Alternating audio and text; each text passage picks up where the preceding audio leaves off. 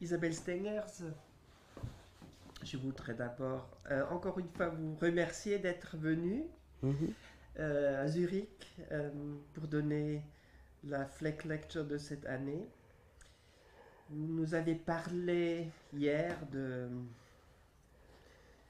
de la possibilité, de la vision aussi d'un ralentissement de la science, des sciences. Je reviendrai à ce sujet. Avant d'y entrer, je voudrais vous poser une question à la fois personnelle, un petit peu personnelle. Vous avez dit que vous avez relu Fleck Mhm. pour cette conférence. Oui. Vous nous avez rien dit.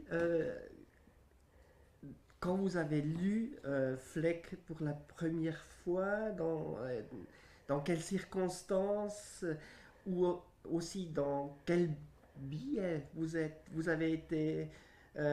vous avez pris contact avec euh, sa pensée. Quand j'ai lu Fleck pour la première fois, euh, c'était tout de même en référence à Thomas Kuhn, Oui, puisqu'on disait qu'il était le précurseur. Et donc c'est dans cette optique-là, comme beaucoup de lecteurs contemporains. Et ce qui m'a frappé tout de suite, c'est le contraste. oui, C'est-à-dire que, effectivement, Fleck parle d'une science qui n'est pas la science des paradigmes de Kuhn. Donc je me suis demandé comment la transition avait pu avoir lieu, et ça m'a aidé, peut-être, j'en ai un peu parlé hier, à, à comprendre si Fleck avait été vraiment important pour Kuhn, euh, pourquoi Kuhn finalement parlait si mal, en un certain sens, des sciences paradigmatiques dont il parlait.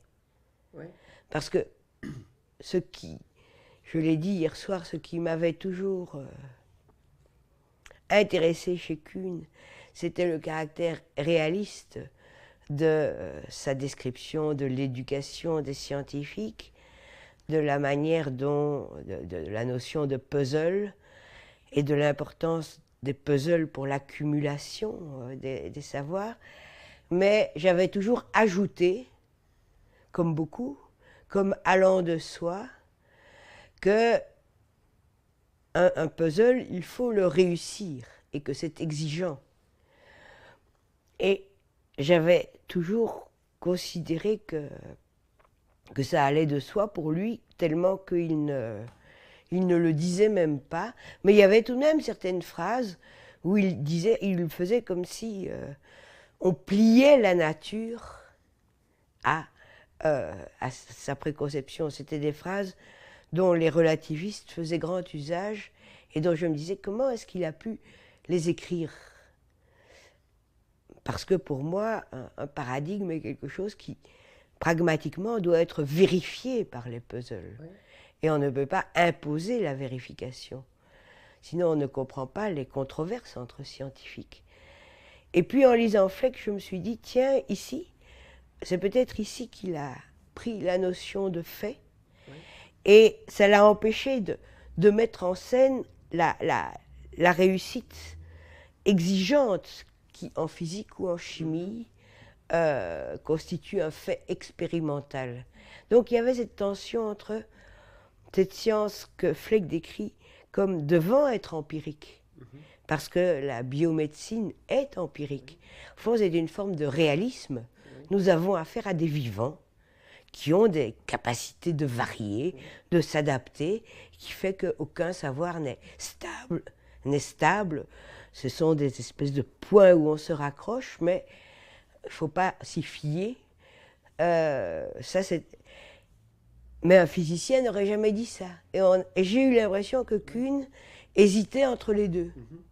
Et que ça peut expliquer les multiples lectures dont il a été l'objet les uns en faisant un relativiste et les autres pensant qu'ils décrivaient ce qu'ils font, mais... Donc j'ai été, et c'est ce que j'ai essayé un peu de développer hier, j'ai été frappée par l'idée qu'il faut vraiment une conception pluraliste des sciences, c'est-à-dire un certain réalisme, mais pas le réalisme usuel, c'est-à-dire est-ce que notre connaissance est adéquate à une réalité, mais un réalisme qui dit attention, chaque science a affaire à un certain mode d'existence de la réalité et ce n'est pas le même type de connaissance qui convient à tous ces modes d'existence. Il faudrait encore un autre Fleck en sociologie, parce qu'en sociologie, c'est même pas de la variabilité. Ouais. Ceux à qui on s'adresse partagent la même époque historique que nous. Ils sont capables de savoir ce qu'on leur veut. Donc c'est encore un tout autre problème qu'est-ce qu'un fait en sciences sociales. Donc c'est un certain type de réalisme pragmatique. Qu'est-ce que c'est le pragma, l'affaire d'essayer d'apprendre sur tel ou tel ou tel type de réalité. Et j'étais très sensible à ça déjà parce que ma première formation était de chimie et ce n'est pas tout à fait le même pragma que la physique, même si ça y ressemble. Parce qu'on a la capacité de définir une situation, la théorie n'a pas du tout le même pouvoir. Les physiciens disent la physique ça se comprend, la chimie ça s'apprend. Jamais une théorie n'aurait pu permettre de définir la complexité d'un atome de phosphore ou de carbone. Non, non, l'atome d'hydrogène c'est très bien. Après, on ajoute des détails. Donc c'est déjà des montages très compliqués. Donc j'étais déjà sensible à cette pluralité à partir du contraste entre deux sciences pourtant voisines, partageant beaucoup d'instruments, mais faisant des usages différents des théories. Et j'ai trouvé que dire que Fleck était le précurseur de Kuhn, c'était ne pas rendre service ni à l'un ni à l'autre. Donc je me suis vraiment intéressée à Fleck comme parlant de la grandeur de l'empirisme propre aux sciences de la vie et quelque chose que les biologistes d'aujourd'hui auraient intérêt à lire et à accepter parce que eux tentent de faire une espèce de théorie, programme génétique, etc., à nier, à renvoyer à la contingence ce qui est le véritable problème du vivant, c'est qu'il change. Oui. Vous vous êtes aussi référé hier dans ce que vous avez développé d'une manière assez particulière à Fleck pour montrer ce qui se passe, ce qui s'est passé d'abord dans ce qu'on appelle la science et sur quoi on devrait travailler pour rendre possible un procès de ralentissement de la science. Mais disons que l'un des endroits où je suis, où je voudrais particulariser, faire une épistémologie comparative, comme Fleck disait, c'est les relations des sciences avec leur milieu. Oui. Fleck a proposé, et ça marche très bien en biomédecine, ce contraste entre exotérique et ésotérique, puisque beaucoup de gens, les médecins, le public, les autorités sanitaires, sont intéressés par ce que fait la biomédecine. Et là, effectivement, c'est un certain rapport avec un milieu sur des problèmes qui intéressent beaucoup de gens. Et donc, ce contraste est important et intéressant. Mais si on regarde d'autres sciences, et encore une fois ici la chimie, oui, la chose est beaucoup plus compliqué, puisque la chimie au XIXe siècle s'est coupée, j'ai essayé de l'expliquer, de ce qu'était l'ancienne chimie, qui était une multiplicité de savoir-faire, d'art, d'artisanat chimique, où on cultivait une multiplicité et toujours délicate, toujours variable, de procédés. Oui. Et la chimie, c'est constitué autour de ce qu'on pouvait faire et reproduire avec des produits purifiés, des protocoles reproductibles, et c'est complètement coupé de ce monde de savoir chimique, et les langues ont divergé.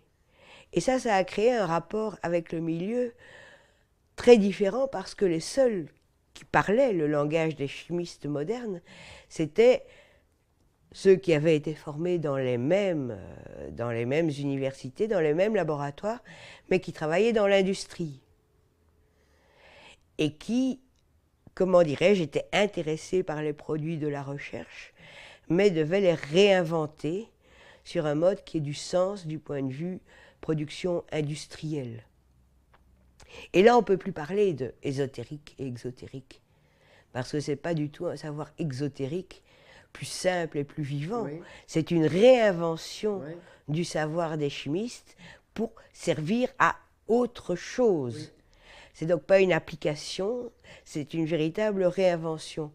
C'est pour ça que là, j'ai parlé de symbiose entre cette chimie académique qui naît au cours de, disons, qui commence à Gießen en 1824, c'est le laboratoire de Liebig, et qui prend toute son ampleur, qui devient le modèle de la recherche scientifique en physique, en chimie, et même le modèle de la recherche universitaire, faire sa thèse en 4 ans sur un sujet qui est le sujet qu'on peut et qu'on doit poser à un moment donné avec les instruments du bord. Donc cette démarche cumulative où on ne se pose pas de questions, où on ne se situe que par rapport à ce progrès.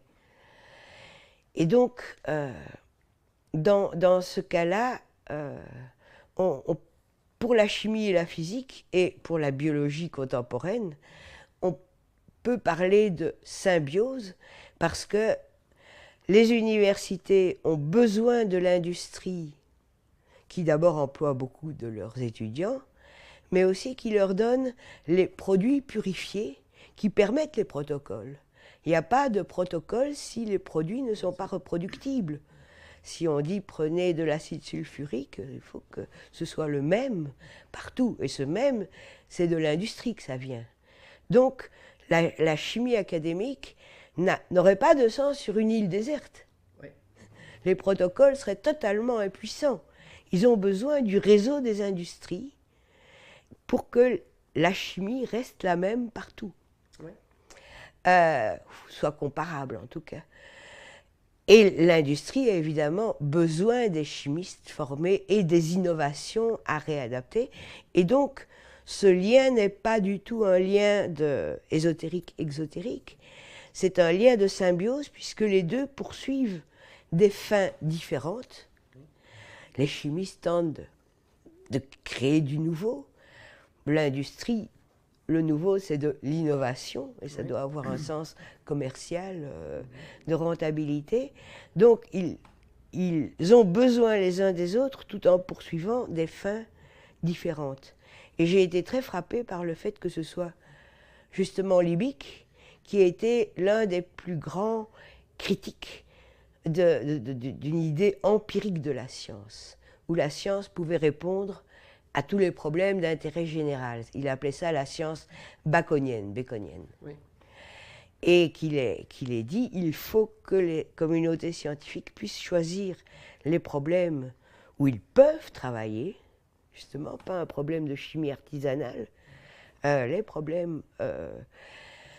si on veut une science qui progresse, oui. Et si l'industrie essaye de nous dicter nos problèmes, elle aura seulement une science empirique avec des faits qui ne mèneront nulle part, qui n'autoriseront aucune progression, aucune invention.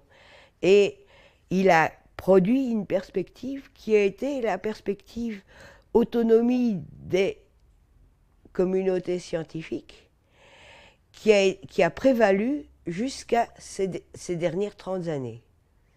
C'est-à-dire ce modèle linéaire qu'on peut appeler modèle de la poule aux œufs d'or, où les scientifiques sont comme des poules, ils ne devraient s'occuper que de pondre leurs œufs, qui peuvent devenir d'or pour l'industrie. Et dans ce modèle, on ajoute, et c'est le développement industriel qui sert le progrès humain, et donc il est justifié que les États subventionnent une recherche désintéressée, scientifique, autonome, puisque... Mais la poule ne doit pas s'intéresser, elle doit s'occuper de ses propres œufs. C'est un modèle un peu menteur, parce que les scientifiques sont des poules très intéressées à l'heure.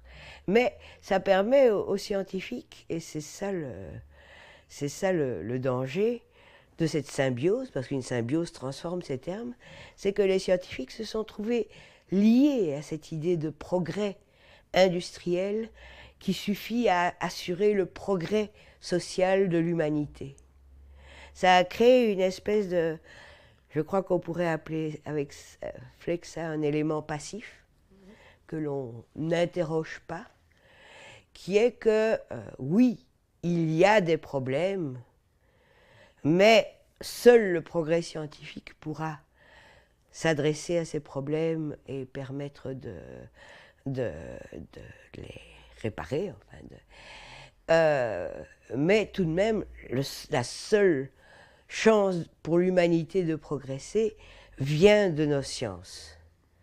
Et donc, les communautés scientifiques, grâce à ce modèle, ont été tout à fait insensibles à l'inquiétude que pouvaient susciter certaines innovations ou à ce qu'on appelle aujourd'hui le caractère non durable du développement tel qu'il se produisait.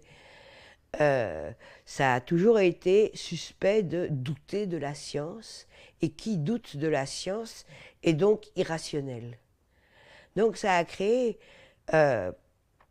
des communautés scientifiques qui sont affectivement solidaires du développement industriel et qui trouvent normal.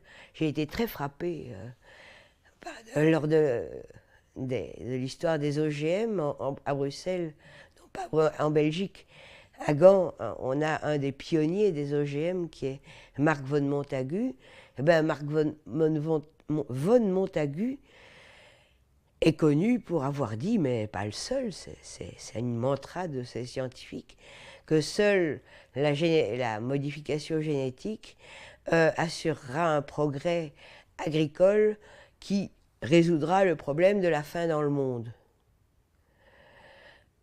Montagu ne connaît rien au mécanisme de la faim dans le monde.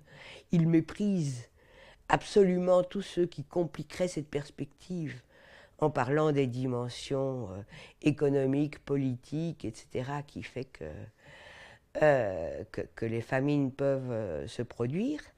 Non, il s'en tient à, si on a une meilleure productivité, eh bien, on nourrira plus de bouches.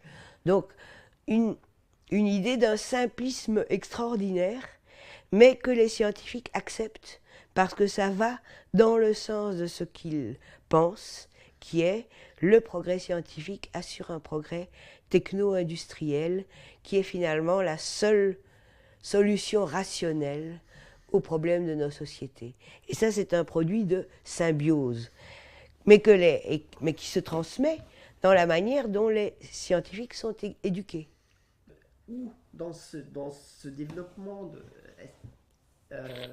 l'idée d'un ralentissement peut entrer. Est-ce que c'est une... on pourrait dire c'est une belle idée, mais elle est utopique. Mais disons que le ralentissement, je ne l'ai produit, cette critique des sciences, je l'avais produit avant. L'idée d'oser proposer un ralentissement, fait partie de cette époque où, en fait, la symbiose est détruite. Oui. C'est-à-dire, avec l'économie de la connaissance, on peut dire, l'industrie ou les intérêts privés se sont emparés de la poule aux œufs d'or, ont tué la poule aux œufs d'or, c'est-à-dire que désormais, les recherches scientifiques doivent intéresser directement des projets de développement industriel, attirer des partenaires donc du privé. Et ça crée, je crois, une crise profonde de la part des scientifiques. Donc ils sont plus ouverts déjà. Quelque chose ne va pas. Mais ils n'ont pas beaucoup de mots pour le dire. J'ai cité le manifeste de Berlin et ils emploient le mot société. La société doit comprendre. Mais la société n'a jamais décidé pour une politique scientifique. Ce n'est pas une question de décision délibérée politique. C'est quelque chose qui fait partie du nouveau visage du capitalisme qui n'admet plus que quoi que ce soit échappe aux lois du marché et à la flexibilité généralisée. Mais donc il y a une crise. Et parler du ralentissement possible des sciences, c'est s'adresser à une communauté en crise pour lui proposer des perspectives différentes, sachant que ces perspectives sont effectivement pas faciles à réaliser, c'est le moins qu'on puisse dire. Mais je ne dirais pas qu'elles sont utopiques, parce que utopique, c'est une belle idée. Oh, c'est une belle idée.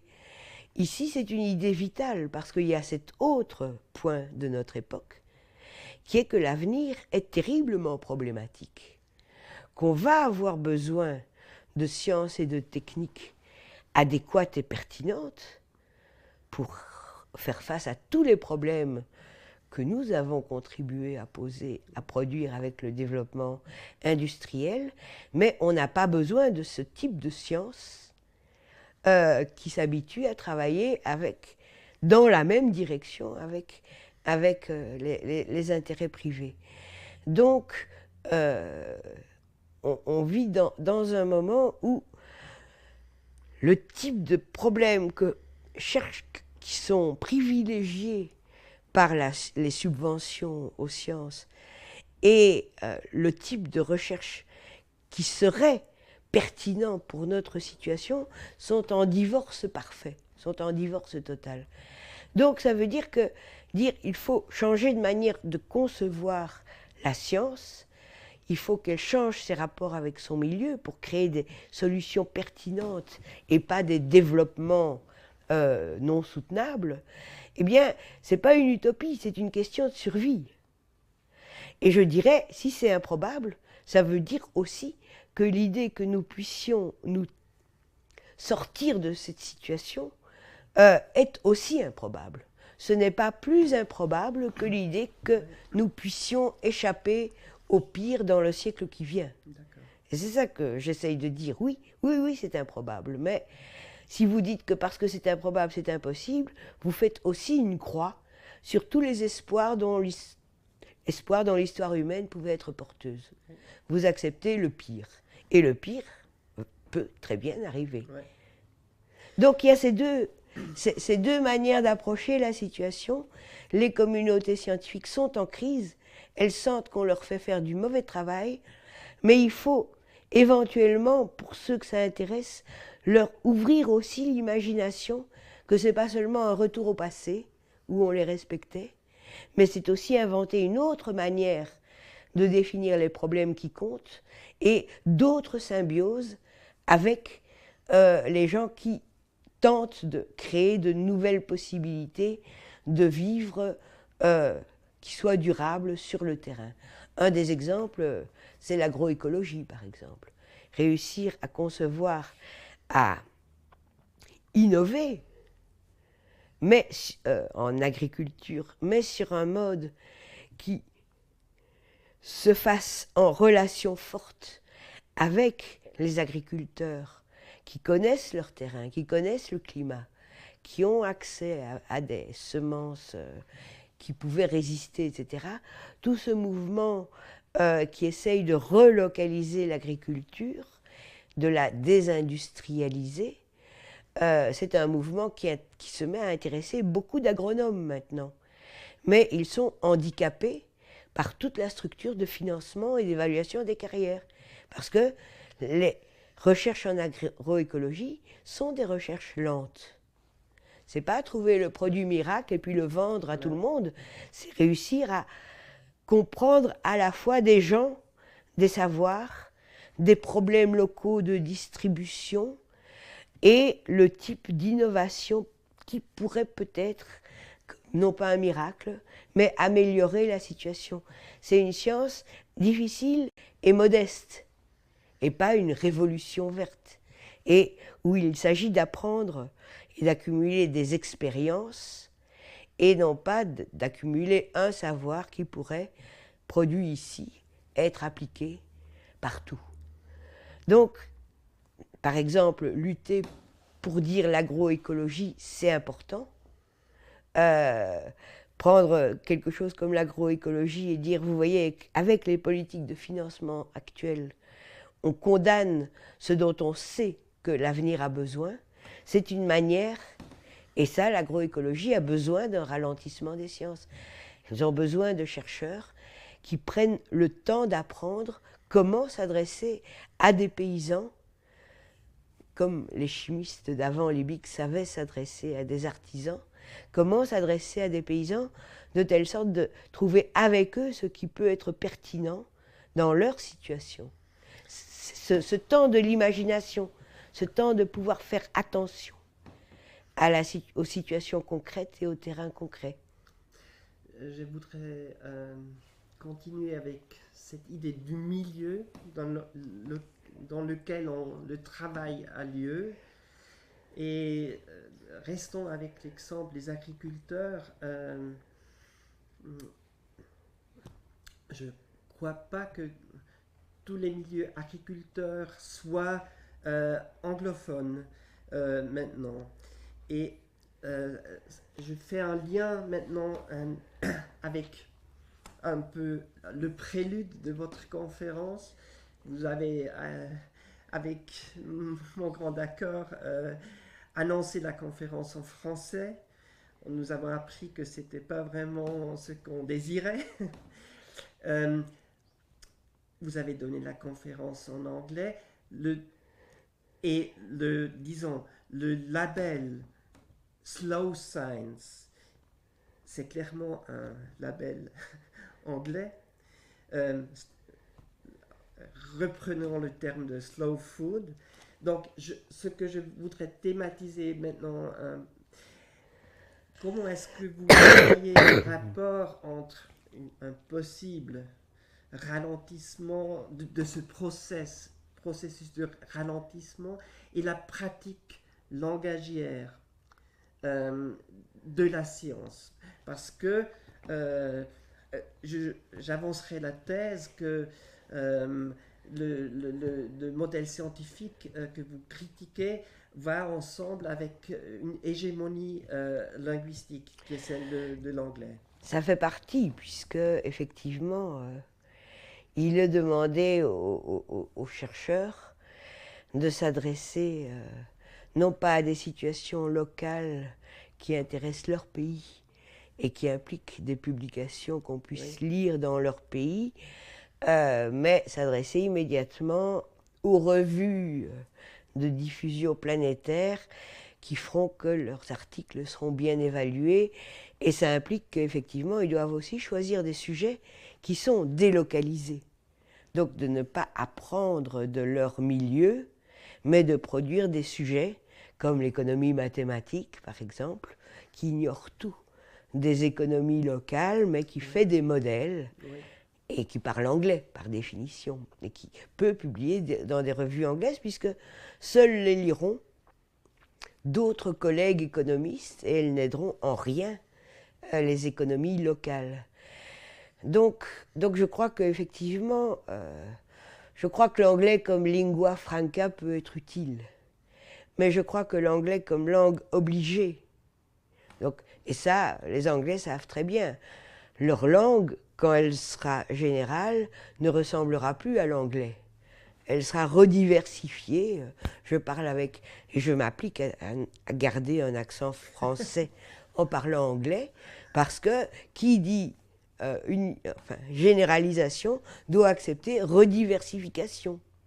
Je comprends très difficilement l'anglais des Indiens, par exemple. Oui. C'est un anglais spécial. Mais quand ils écrivent, ben, je peux comprendre. Donc, c'est un peu comme le latin. Je suis sûre qu'on parlait des latins très différents dans tous les coins de l'Empire romain, mais c'était de broken, de l'anglais de cuisine, ou du broken English, et broken de tas de manières différentes. Donc, les Anglais doivent aussi dire adieu à leur langue. Mais ça, c'est... par contre, le fait qu'on doive...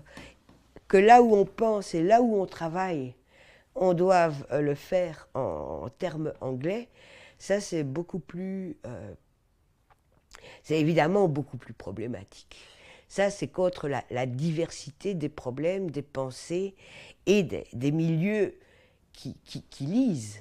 Oui. Ceci dit... pour Slow Sign, je crois que vous avez parlé en m'introduisant de mon intérêt pour nommer les choses, et je dirais Slow Sign, c'est un nom. Oui. Et comme ça, et ça, c'est pas parler anglais. C'est créer, c'est dire un nom que tout le monde comprend parce que justement, ça a été repris et il n'y a pas un mot anglais qui suit. On dit Slow Signs et puis suit des mots en français. Des narrations, des exemples, des cas. Et donc, c'est plutôt un mot de passe, comme on dirait un mot de passe qui... Ah oui, c'est là que tu te situes. Il y a aussi il y a des mots comme ça que j'aime bien employer. Il y a aussi des mots qu'on peut reprendre en hommage à ceux qui leur ont donné tout leur pouvoir. Reclaim, par exemple. Pour moi, c'est très important, le mot reclaim, parce que justement, c'est quelque chose qui oriente. Quand il s'agit de la critique du capitalisme, enfin de ce qui s'est approprié les sciences, d'abord en symbiose et puis maintenant en directe appropriation, capitalisme et État. Eh bien, je pense que la critique du capitalisme comme exploitation ne va pas assez loin.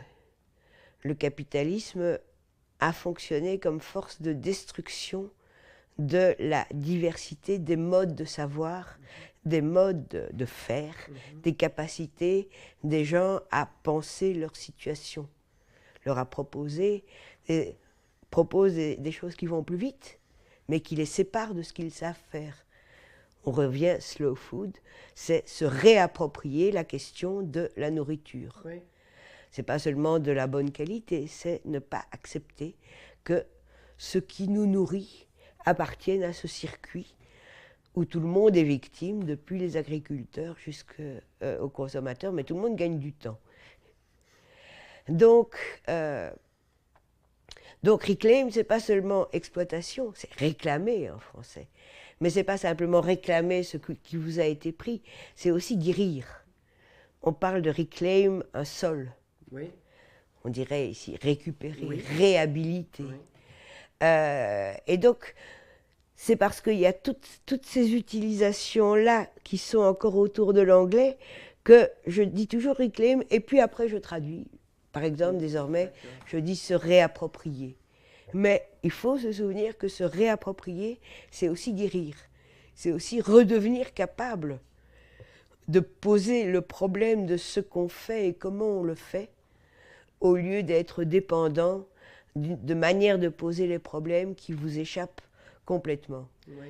Et donc, on pourrait dire que une science qui ralentit, c'est aussi des scientifiques qui réclament, qui se réapproprient ce qui leur importe dans une science, et c'est en se réappropriant qu'on peut aussi s'ouvrir à d'autres, comment dirais-je, à d'autres collectifs qui ont d'autres problèmes, mais justement, en se présentant à partir de ce qui compte pour vous, on peut comprendre que d'autres choses comptent pour d'autres. C'est pour ça que je parle de civiliser les sciences. Si elles réussissent à se penser à partir de ce qui fait leur force et leur intérêt, et non pas comme objectif rationnel, eh bien, elles peuvent beaucoup plus facilement comprendre que ce qui les intéresse n'est pas d'un premier intérêt pour d'autres, qu'on peut vivre sans savoir que l'ADN est constitué par des ATP, etc., et qu'on peut avoir d'autres problèmes qui comptent, et donc se connecter en tant que... Il n'y en a pas un qui a la vérité objective et l'autre est dans le particulier, mais connecter au niveau des problèmes, au niveau de ce qui compte pour chacun. Donc c'est pour ça que c'est ça qui a été réussi entre la chimie et l'industrie, une symbiose, mais une vraie écologie, c'est une multiplicité de symbioses. Quand il s'agit de nommer, il est clair que ça compte dans quelle langue, et avec quel mot on nomme. À ce moment-là, ça devient... ce, maintenant, ce matin, dans le séminaire que nous avons eu suite à votre conférence, et dans lequel vous avez encore pu développer plus en détail les processus de négociation, de malentendus aussi, qui sont nécessaires pour... Ah, on apprend à partir des malentendus. Voilà. Voilà. Il y avait aussi, vous nous avez amené un nouvel entendement de la magie, qui, à mon avis, a quelque chose à voir avec les mots. On pourrait peut-être aussi parler d'un enchantement. Oui, je préfère magie à enchantement parce que dans magie, il y a l'idée d'un art, mais il y a aussi l'idée de précaution nécessaire. Oui. La magie, ça peut être dangereux. Ça doit s'apprendre. Et ça demande de l'attention. Les apprentis magiciens ou sorciers qui déclenchent des catastrophes. Donc autour de la magie, il y a la notion de on doit apprendre collectivement. Oui, oui. C'est quelque part, j'appellerais ça une pratique expérimentale, mais pas au sens du laboratoire, au sens de faire attention aux effets, de célébrer les réussites, mais de réapprendre à chaque fois comment réussir dans ce cas-là. Ça demande de la discrimination. Pour moi, c'est important parce que les sciences sociales sont dans un triste état en essayant de ressembler à la notion de science, alors qu'elle me semble féconde et nécessaire. Il n'y aura pas de slowing down s'il n'y a pas des savoirs de comment on fait et des expériences de comment on fait.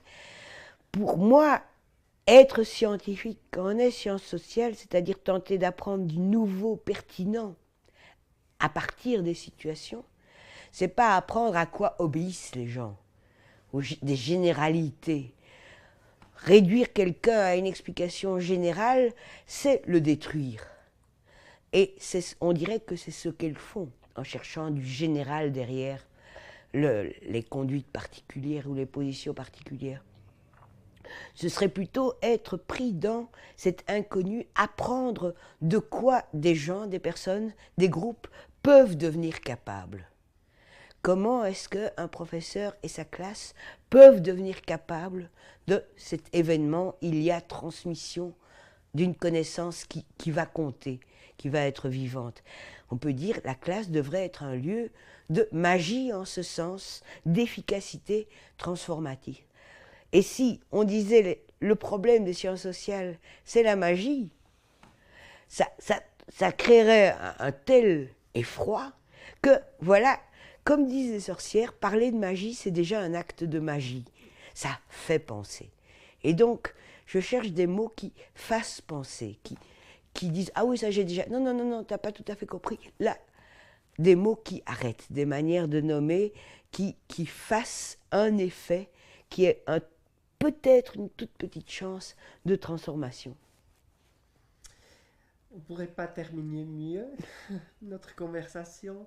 Merci beaucoup, Isabelle Steiners. Mais merci, et merci de l'accueil du centre ici.